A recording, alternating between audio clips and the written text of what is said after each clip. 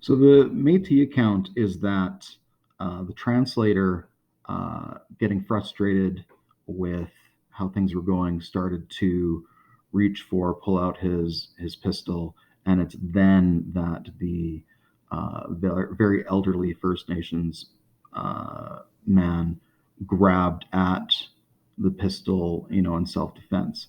And again, as I said, the last video, that this seems much more likely with human nature, and seems very reminiscent of conflicting accounts from police and African Americans that we sadly hear all too often about today.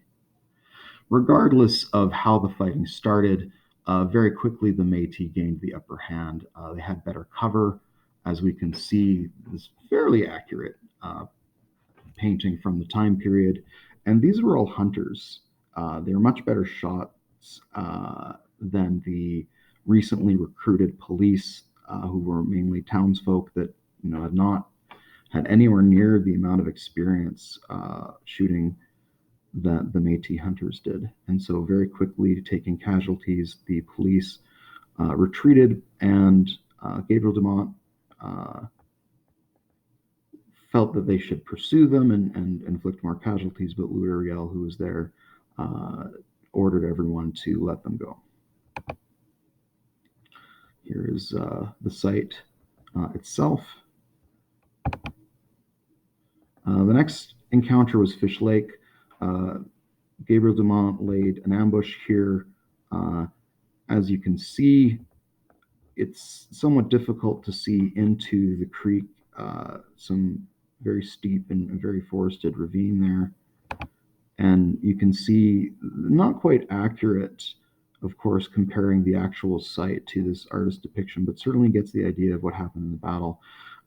Canadian military, which had arrived, as soon as they would get to the ridge, they would be, picked off by Métis fighters who were very good shots and were hiding out in the trees down in the ravine of Fish Creek. The Canadian troops were unable to inflict many casualties, unable to really see where the Métis fighters were, and once night fell, the Métis fighters slipped away. And so this was, two encounters and two victories for the Métis. Now, not really involved directly in the Métis Rebellion, many First Nations were caught up in it anyways. One of the saddest accounts is of Poundmaker and his people. So Poundmaker and his people were, as many First Nations in the area, on the edge of starvation. And so they went to Fort Battleford to get rations to be able to continue to survive. Arriving at Fort Battleford, though, they found everyone inside the fort, the town abandoned, and the leaders of Fort Battleford unwilling to even speak to Poundmaker. The troops at Fort Battleford, the people of Fort Battleford, had heard about the Northwest Rebellion and the fighting that had happened at Duck Lake and Fish Creek, and they felt that Poundmaker was there to attack, which was not the case. Now, Poundmaker's people were still starving and had no food, and here was this empty town sitting in front of them. So the First Nations people in Poundmaker's band did loot the old town of Battleford. You have, the fort in the distance, people looking on as their homes were burnt and ransacked.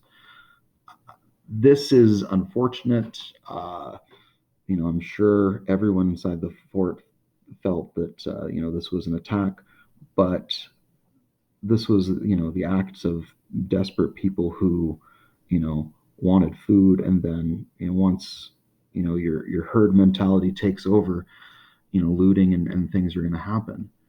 The artist's depiction here from the time, pretty racist in how it's portrayed. So my apologies, you deal with what artwork you have.